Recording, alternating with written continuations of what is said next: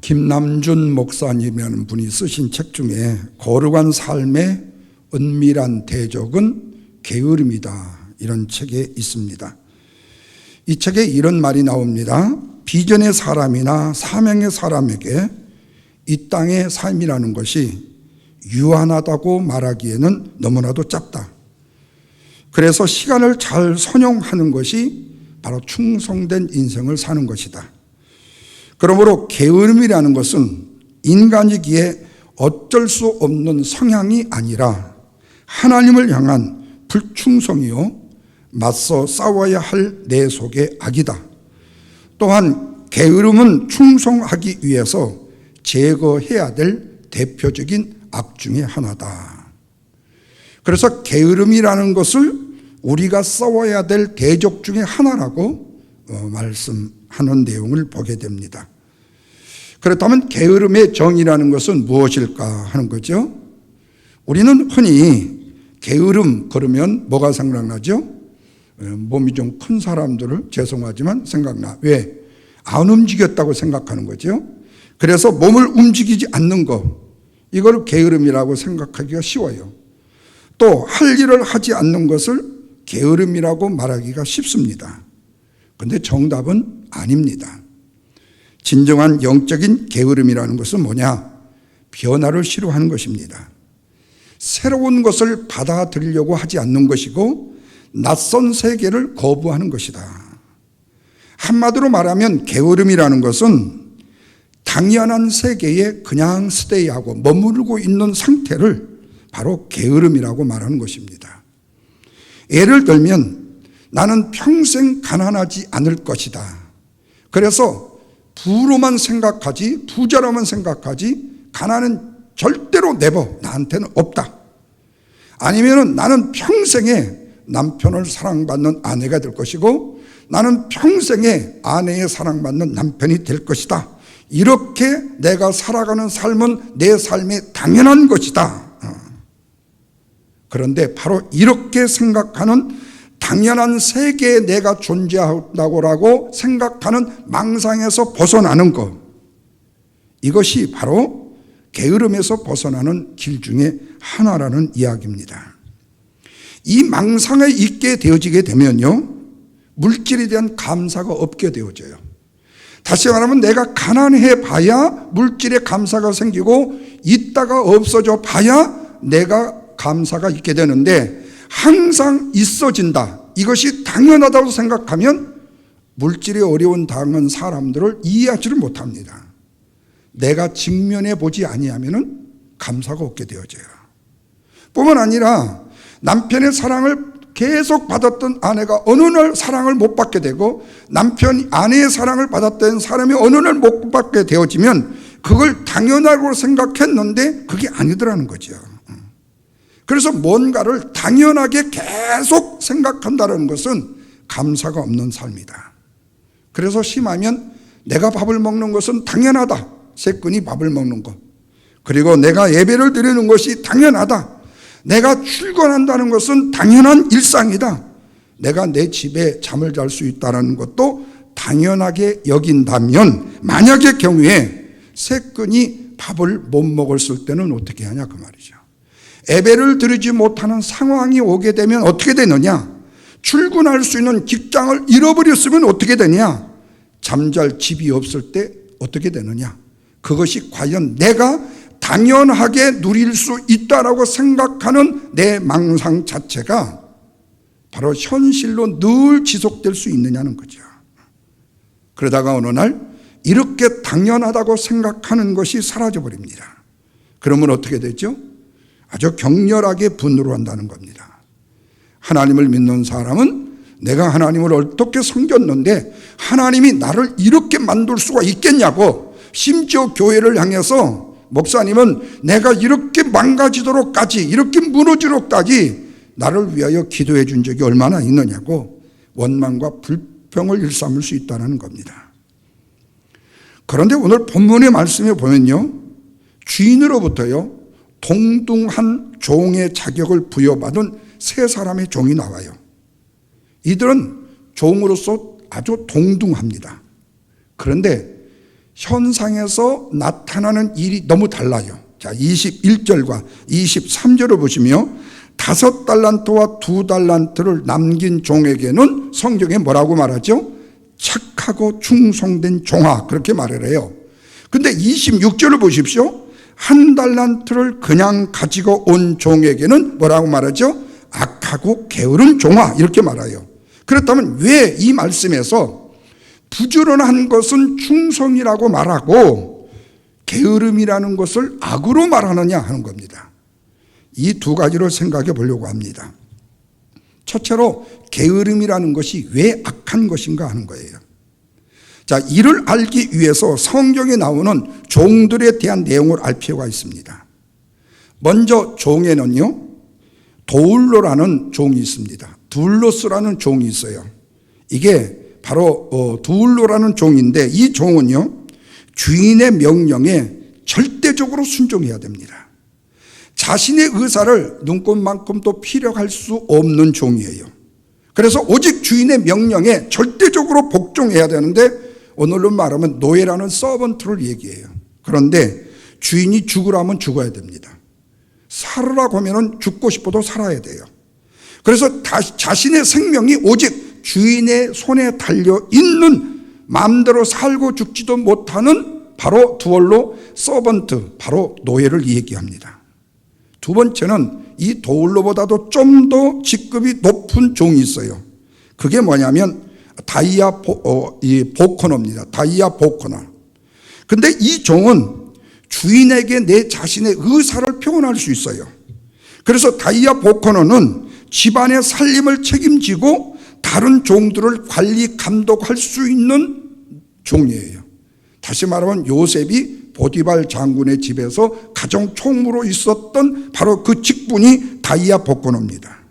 오늘날로 교회로 말하면 디컨이라는 바로 집사를 이 얘기를 합니다. 세 번째 종이 있습니다. 이 종은 종이지만 주인과 함께하는 종이에요. 주인과 함께하는 종. 이걸 써네켄이라고 말합니다. 써네켄. 이것은 주인과 함께 일하는 동역자인데, 주인이 결정을 하지만 그 과정 중에 바로 써네켄이 같이, 그 종이 같이 관여를 해요. 그래서 이 단어는, 써네켄이라는 이 단어는 실제로는 핸드, 손이라는 의미가 있습니다. 그래서 우리가 의사, 수술 의사로 말하면 솔저리라고 그러죠. 바로 써네켄의 그 유래가 되어진 말의 뜻이에요. 그래서 사실은 의사도 써네켄이라고 과거에는 노예였었어요. 오늘날에는 의사라는 직분이 굉장히 하이 클래스로 속했지만, 이 당시의 의사는 노예의 일종이었습니다. 다시 말하면 내 자신의 의사를 주인과 함께 나눌 수 있는 종. 그렇다면 오늘 본문의 말씀을 보십시오. 주인이 먼 타국에 가면서 3명의 종들에게요, 어떤 종은 1달란트, 2달란트, 5달란트를 나누어 주었다고 했어요. 그렇다면 이 3명의 종은 어디에 속하는가? 서번트에 속하는가? 써너건에 속하는가? 아니면은 디컨에 속하는가? 세 번째로 써너건에 해당이 됩니다. 다시 말하면 주인과 함께 일하는 종이다. 그런데 우리가 이 비유를 통해서 오해하는 것이 뭐냐면은, 하나님께로 우리가 달란트를 받았다고 생각했을 때 우리 앞에 뭐가 생기느냐? 강박관념이 생깁니다. 나를 장로로 임명해 주었는데 내가 장로 직분을 어떻게 감당하지? 내가 집사가 임명이 되었는데 집사를 내가 어떻게 감당하지? 다시 말하면 내가 받은 달란트를 내 힘과 능력으로 하나님을 기쁘시게 하는 일을 만들어내려고 하는 생각이 우리의 경향 속에 있다는 거예요. 그런데 이 해석은 예수님이 말씀하신 종에 대해서 오해를 한 것과 똑같아요. 자, 본문의 종들은 주인의 동역자들이었습니다. 써너건이라는 동역자들이었어요. 다시 말하면 믿음과 신뢰로 관계된 관계입니다. 다시 말하면 종과 주인이지만 하나의 공동체였어요. 그래서 주인은 자신의 전 재산을 이들에게 맡기고도 타국으로 과감하게 떠날 수 있었어요. 여러분, 미국에도 남북전쟁 당시에 노예들은 전쟁터에 절대로 보내질 않았습니다. 후에 국군에서 노예를 착출해서 노예를 전쟁터에 보내가지고 싸웠는데 전멸을 당했어요. 그 이후로부터 링컨이 노예도 이렇게 흑인도 훌륭한 사람이다, 그래서 이들을 징집해서 쓰기 시작하고 그 이후로 해방운동이 일어났던 거예요. 그래서 애초에는 그들이 자원해서 죽음의 전쟁터에 북군에서 뛰어들어가 가지고 고지를 점령하다가 거기서 다 죽어요. 백인의 연대장에 의해서 통치가 돼서 가갖고 그들은 즐거이 기꺼이 죽음을 거기서 맞이하면서 그것이 기반이 되어져서 미국의 흑인의 혁명 역사를 세우게 되어져요. 그런데 그 당시에는 오직 이 백인이라고 생각하는 주인들이 뭐를 했어요? 전쟁터에 나갔습니다. 그렇다면 생각해 보십시오. 종들은 지금 다 있어요. 그런데 주인이 전쟁터에 나가서 죽어버리면 어떻게 해요? 그 재산이 누구의 거지요? 종들의 것이 되어져요. 다시 말하면 주인은 자신이 생명을 해야 할 만큼도 이 종들에게 내 재산을 맡길 수 있다는 공동체 의식을 가지고 있었기 때문에 이것을 과감하게 맡겼던 거예요. 동력자로 알았기 때문에, 믿음과 신뢰의 관계로 알았기 때문에요. 그런데 살아왔습니다. 그래서 결산을 해봤어요. 그랬더니 5달란트를 받은 사람은 장사를 해가지고 5달란트를 남겼고, 2달란트 받은 사람도 2달란트를 남겼어요. 그런데 그 주인이 칭찬을 해요. 근데 참 이상해요. 자, 21절과 23절을 보시면 주인이 이르되 뭐 했다고 그랬죠? 잘하였도다 착하고 충성된 종아, 이렇게 말을 하는데, 그러면서 뭐라고 말하죠? 네가 적은 일에 충성했음에 내가 많은 것을 너한테 맡기리니 내 주인의 즐거움에 참여할지어다. 여기에 보면은 분명히 착하고 충성된 종이라고 칭찬을 했는데 내용 속에 보면은 작은 일에 충성을 했다라고 칭찬을 한다는 거예요. 그러면 이 이야기는 무슨 이야기냐? 여기서 우리가 추론해 볼 수 있는 것은 뭐냐면, 주인의 입장에서는 5을 남겼느냐 2를 남겼느냐 하나를 남겼느냐라고 계산 카운트로 하는 것은 별로 중요하지 않다라는 거예요. 문제는 가진 것에 대해서 최선을 다했느냐를 묻는다는 겁니다. 그것은 5달란트와 2달란트를 남긴 것을 큰일이다, 아주 위대하다, 5달란트를 더 많이 칭찬하고 2달란트는 조그마고 1달란트는 아예 안 했어야 되는 건데 5달란트나 2달란트를 작은 일이라고 한다는 거예요. 자, 그들에게 다시 21절부터 23절까지 보십시오. 내가 많은 것을 너한테 맡기리니, 이렇게 말을 해요. 이 말을 정확하게 영어로 번역을 해보니까요, 내가 너를 룰러로 만들 것이다, 다시 말하면 집행자, 판결자, 룰러로 만들 것이라는 말씀의 뜻이더라고요. 이 말은 뭐죠? 너희들은 더 이상 종이 아니라 나 주인과 같은 통치자요 지배자라는 말씀의 뜻이에요. 다시 말하면 주인은 종들에 대해서 관계 변화를 이미 가지고 있었다는 얘기입니다. 그런데 우리는 아까 말씀을 드렸듯이 내가 받은 달란트에서 더 뭔가를 많이 만들어내야 된다는, 내가 뭔 일을 많이 해야 된다는 강박관념 때문에 내가 맡은 직분이 부담이 되고 짐이 되고 밤새도록 잠이 안 올 정도로 근심이 된다는 거예요. 내가 장로로서 뭐하냐? 응? 내가 어떻게 이 일을 하냐? 응? 그렇게 할 강박관념 가질 필요 없다는 거예요. 당신에게 그 직분을 맡겼어도 하나님이 당신한테 너는 반드시 장로니까 5달란트를 남겨야 된다고 말한 적이 없다는 거예요. 우리는 함께 많이 남기든 적게 남기든 우리는 함께 통치자요 함께 지배자라는 뜻이라는 거예요. 만약의 경우에 이걸 강박관념으로 생각한다라면 이익을 남길 것인가 손해 날 것인가를 두려워해서 1달란트를 받아가지고 땅에다 묻어 놓았던 1달란트의 악한 게으름과 똑같아진다는 거죠. 그래서 1달란트를 받은 종은요, 이 강박관념 때문에 혹시라도 손해를 입을까 봐서 땅에다가 묻어 두었다고 그랬어요. 그러면서 핑계를 뭐라고 말하는 거니? 주인은 굳은 자라는 겁니다. 메마른 나무 장작 같다는 거예요. 냉정한 사람이라는 거예요. 심지 않은 데서 거두고 뿌리지 않는 데서 모으는 사람이라는 거예요. 씨앗을 뿌리지도 않고 열매를 찾는 무자비한 사람이라고 아주 무지하게 비판을 해버립니다.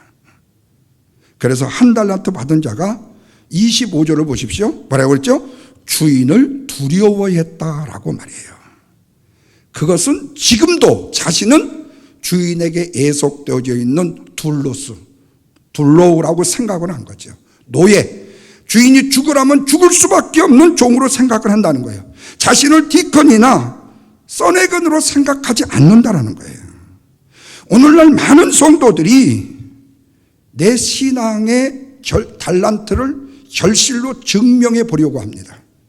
그래서 교회 안에서 시속게임을 하죠. 누가 더 교회 일을 위해서 큰 일을 하는 사람인가?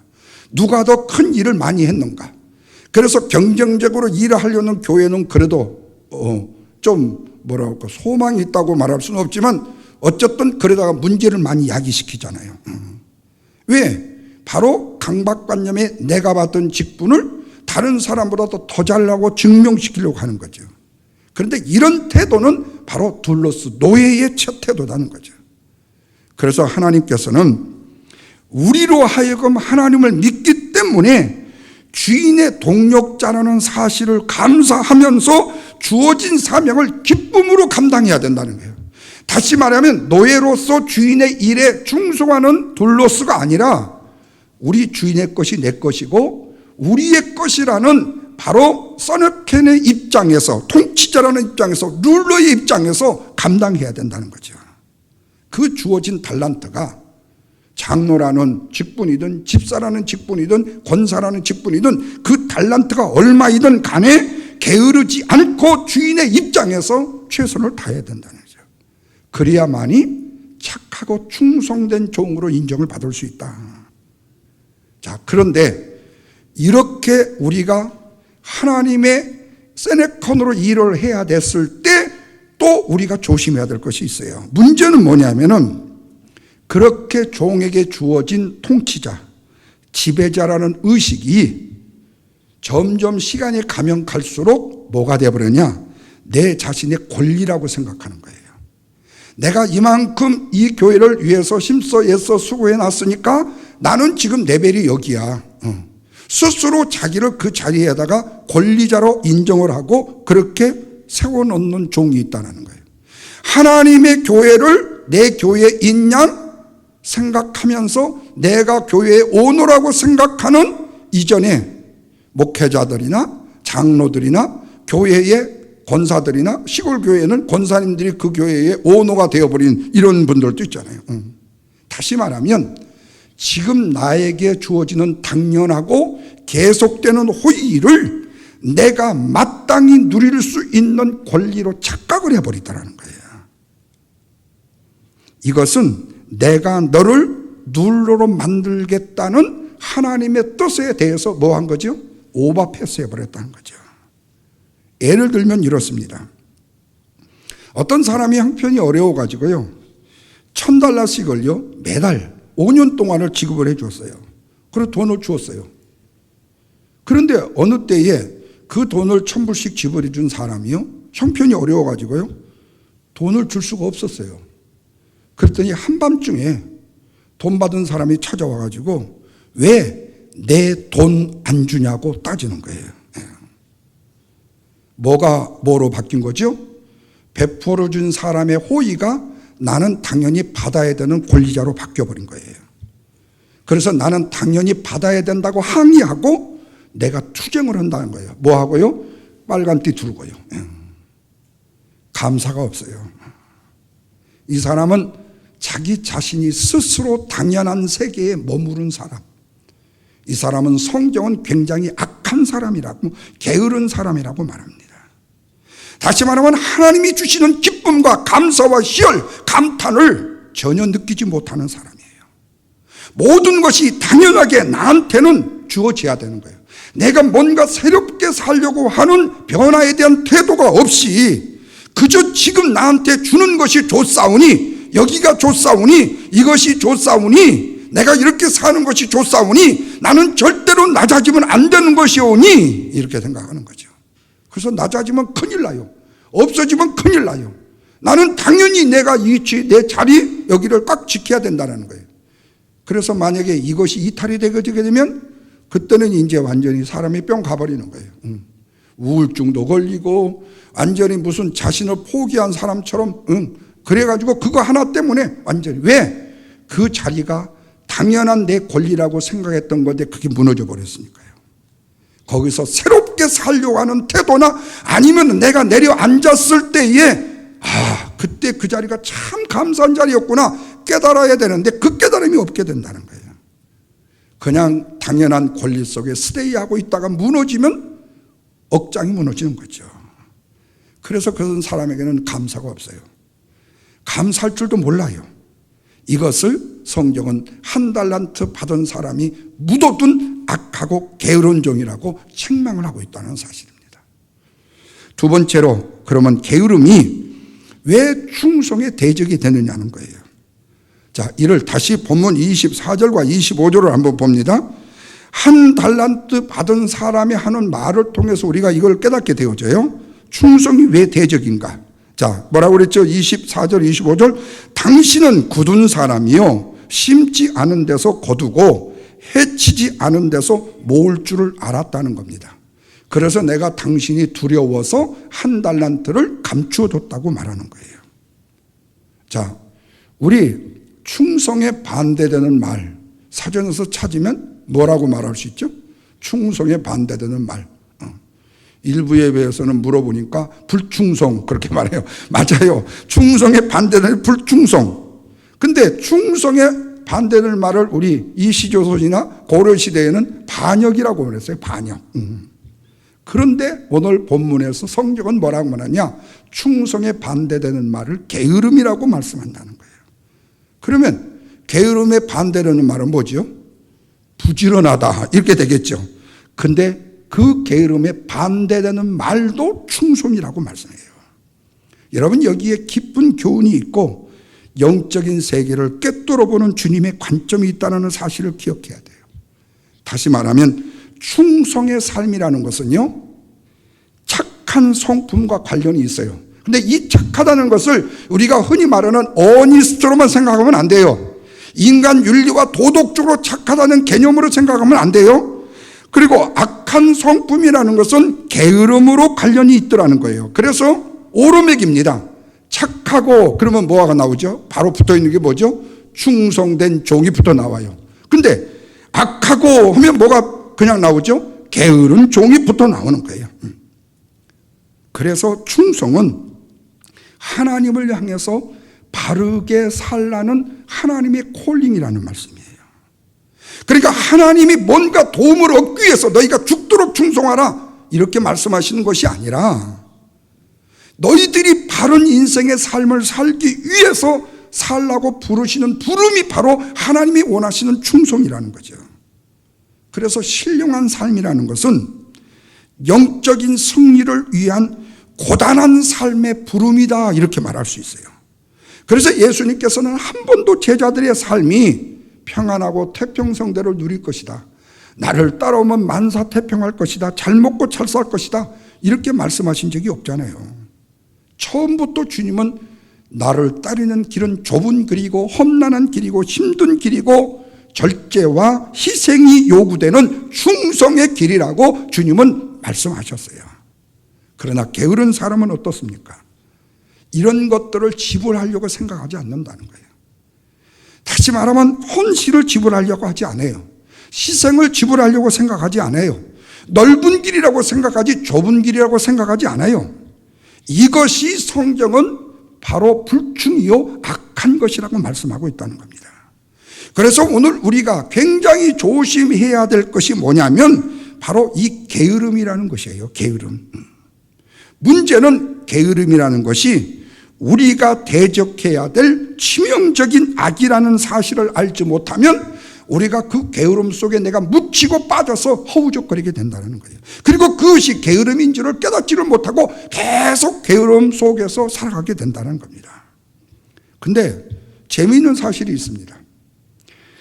이 몸이 게으르다고 해서요, 마음이 게으르다고 해서요, 혀까지 게으른 것은 절대 아니라는 거예요. 혀는요, 게으른 자일수록요, 굉장히도 분주해요. 그래서 핑계하고 원망하고 그리고 변명하는데 너무너무 빨라요. 그래서 한 달란트 받은 사람을 보십시오. 주인에 대해서 비판하는데 너무 바빠요. 감사하는 일에는 엄청나게 게으른데 불평하는 일에는 엄청 빠르고 엄청나게 신속해요. 그리고 다른 사람과 자신을 비교하는데 굉장히 빨라요. 혀가 절대로 게으르지 않아요. 자기 자신의 열등감을 드러내는 일에는 너무너무 혀가 빨라요. 그런데 5달란트와 2달란트를 받은 사람을 보십시오. 뭐라고 그랬죠? 제가 이것을 남겼나이다. 이 딱 말 한마디밖에 없어요. 이게 끝이에요. 그런데 1달란트를 받은 사람은요, 무슨 말이 그렇게 많고 무슨 핑계가 그렇게 많은지 몰라. 혀가 너무 분주하기 바쁩니다. 여러분, 우리의 혀도요, 쓸데없는 일에 바쁘지 않도록 우리 자신이 조심을 해야 되죠. 다시 말하면 엉뚱한 일에 바쁘지 말아야 된다는 거예요. 바로 이것을 성경은 뭐라고 말씀한다고요? 불충성, 게으름이라고 말씀한다는 겁니다. 그래서 충성의 대적이 누군가, 충성의 역적이 누군가 정체를 알아봤더니 이 고로 정답은 뭐라고요? 게으름이더라는 거예요. 그래서 김남주 목사님이 이 게으름이라는 책에 계속해서 이렇게 말해요. 부지런함을 가장한 게으름이다. 게으름을 부지런함을 가장한 게으름이다. 일은 하기는 하는데 딴 일만 열심히 하고 진짜 변화돼야 될 일에는 충성하지 않는 거예요. 그래서 중요하지 않는 일에는요, 겁나게 바빠요. 그러다 보니까 충성의 열매가 아니라 육체의 열매가 맺게 된다는 거예요. 그래서 자기 일에 바빠서 하나님의 일을 게으르하게 되는 것 자체가 바로 뭐가 되는 거죠? 게으름이 된다는 겁니다. 그래서 1달란트를 받은 종의 내면을요, 좀 심리학적으로 깊이 분석해 보면요, 1달란트를 받은 사람이 주인이 없는 동안에 그러면 할 일이 없다고 해갖고 1달란트를 딱 땅에다 묻어두고 주인이 올 때까지 맨날 니노나 하고 띵이나 하고 잠만 자고 살았을까? 맨날 낮잠만 자고 살았을까 하는 거예요. 그랬을까요? 절대로 그렇지 않았어요. 자기가 이루고자 원하는 일에 대해서는 누구보다도 분주했을 것입니다. 누구보다도 많은 일을 했을 거예요. 근데 정작 우리 공동체 안에 지배자로 분배자로 함께 누리려 하겠다는 종과 주인의 관계적인 부분에 맡겨준 사명만큼은 그냥 땅에 묻어두고 내 개인적인 유익만을 위하기 위해서는 너무너무 분주했을 거예요. 절대 놀고 먹을지 않았을 거라는 거죠. 이런 면에서 봤을 때 게으름이라는 것은 내 자신의 인생의 목적을 상실하고 엉뚱한 세상의 일에만 바쁜 것이 바로 게으름의 대명사라는 겁니다. 그렇다면 오늘날 내가 받은 달란트를 가지고요, 나는 지금 어떻게 살고 있는지를 봐야 되겠죠. 내가 받은 달란트를 가지고 세상 일에 바쁘게 살고 있느냐, 하나님의 나라를 위해서 장사하고 있고 살아가고 있느냐, 거기에 따라서 게으름과 충성이 가려지게 된다는 겁니다. 여러분, 우리가 주의 일을 감당한다는 것은요, 어느 면에서든지 아름답고 충성되고 기쁘고 감사한 일입니다. 저 우리 방송실에서 수고하고 있는 우리 양인태 군도 그래요. 매 주마다 이 방송 일하는데 이거요, 그렇게 호락호락한 일이 아니에요. 정신 바짝 때려야 돼요. 25절 그러면 빨리 25절을 PPT로 띄워야 되고 뭐를 하면 뭐를 띄워야 돼요. 그냥 앉아 있는 거 아니에요. 그런데 이렇게 주마다 헌신한다는 거예요. 이게 쉬운 일이 아니에요. 다시 말하면 우리에게 주어진 일들이 적든 크든 간에 우리가 새롭게 변화된 내 자신으로 하나님 앞에 충성을 한다는 것은 쉬운 일이 아니다. 그래서 우리가 충성의 대적이라는 영적인 게으름을 포기하지 않는다면 영적인 거인은 절대로 될 수가 없다는 거죠. 여러분, 예를 들어보세요. 다윗이 군사들은 지금 백성들은 지금 전쟁터에 나가서 생명을 걸고 싸우고 있습니다. 나라를 위해서 생명을 걸고 희생을 하고 있어요. 그런데 다윗이 뭘 자지요? 낮잠을 자요. 몸이 뿌듯해가지고 옥상을 걸다가 결국에는 사고를 쳐요.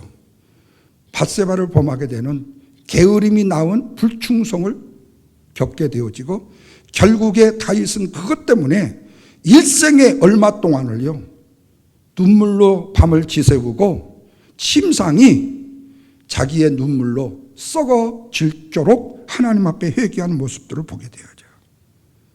여러분, 이렇듯이 게으름이라는 것은요 어떤 특별한 몇 사람만의 성향은 결코 아니라는 겁니다. 모든 성도들이 싸워서 그리고 이겨야 될 나쁜 성품이고 나쁜 태도를 하는 거예요. 그래서 충성된 신앙을 갖기를 원한다면 게으름과 맞서서 싸워야 된다는 거예요. 변화와 싸워야 된다는 거예요. 새로운 뉴 리더와 싸워야 된다는 거예요. 그래서 우리의 우선순위의 삶을 다시금 한번 재조정해 봐야 될 필요가 있다는 거예요. 그리고 게으름이 우리를 설령 꽉 붙들고 있다 할지라도, 그런 환경과 여건에 우리가 붙잡혀 있다 할지라도 우리는 그 환경을 출애굽해서 싸워서 이겨야 된다는 거예요. 무엇보다도 영적으로 기도하는 일을 기도하지 못하게 한다거나, 섬기고 싶은 일을 섬기지 못하게 한다거나, 하나님을 만나는 예배의 시간을 빼앗는다는 것은, 우리의 비전, 하나님의 꿈의 비전을 이루지 못하게 한다는 것은, 어떤 환경, 어떤 여건, 뭐가 되어도 우리는 싸워서 반드시 이겨야 된다는 거예요. 특별히 오늘날 코비드-19로 인해서요 상황이 예배를 그저 그럭저럭 드려도 된다고 생각하는 일들이 이제 점점 내 방석 밑에 깔고 앉아있게 되어져요. 그러다 보면 사탄 마귀는요 이런 사회적 거리두기라는 상태에서 우리를 예배의 자리로 인도하는 이 일을 쉽지 않게 만들어요. 영적인 모임에 절대로 나갈 수 없게 만드는, 그래서 거기 가면은 힘들게 되고 아프게 되고, 그리고 여기 가면은 전염되어지게 되고, 여기 가면은 감염이 되어진다고 생각해요.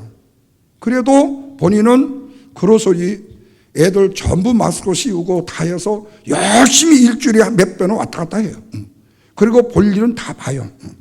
그런데 하나님 앞에 영적인 모임으로 예배하는 일에서만큼은 절대로 안 된다는 미혹과 유혹에, 사단의 미움 속에, 그리고 그런 속에 빠져들게 된다는 거예요. 그래서 점점 편안해지려고 한다는 겁니다. 이것이 뭐냐? 육체의 열매요. 이것이 바로 불충성이라는, 바로 게으름이라는 것입니다.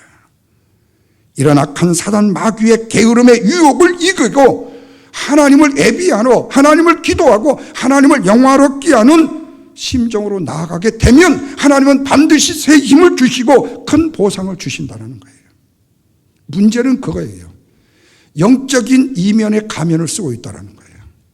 앞에서는 말하는 것은 교회의 룰을 다 알아요. 성경도 알아요. 그런데 실제로 삶에 있어서는 하나도 지키지를 않아요. 하나도 실천하지 않아요.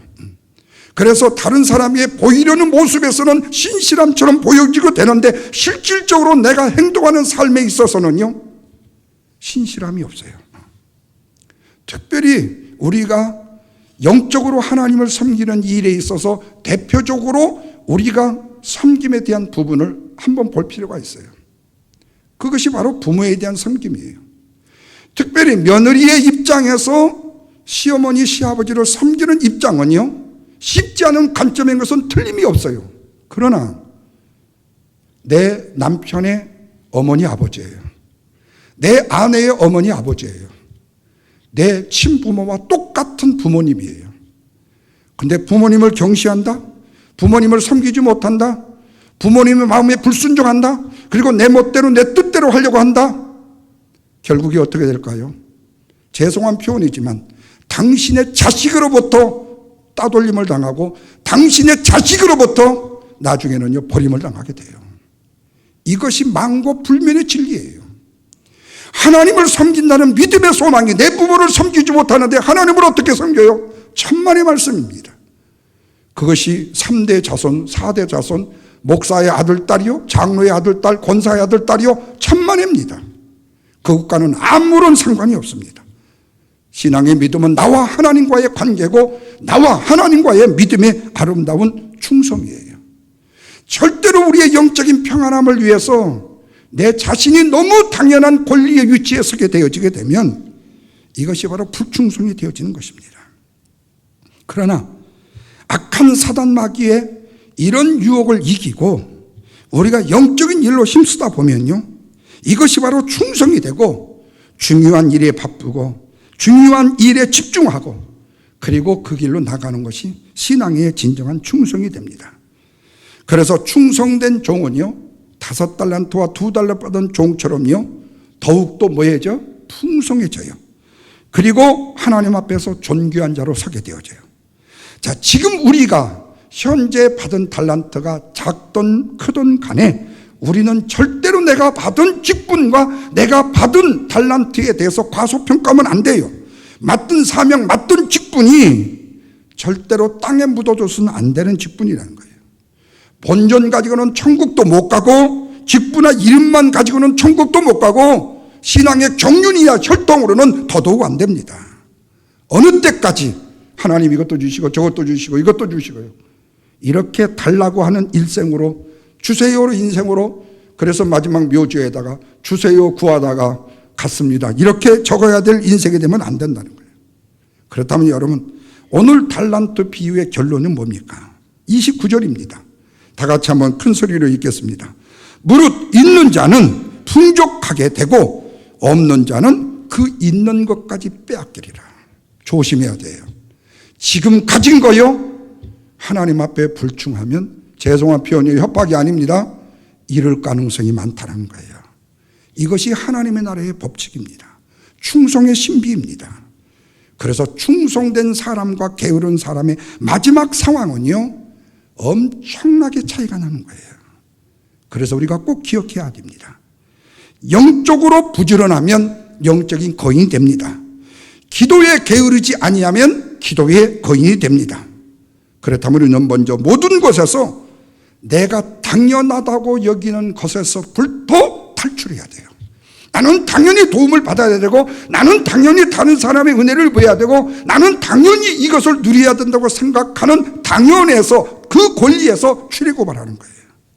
그리고 날마다 내 자신을 새롭게 보이려고 하는 새로운 태도로 나가라는 거예요. 지루하고 심심한 인생에서 출애굽하라는 거예요.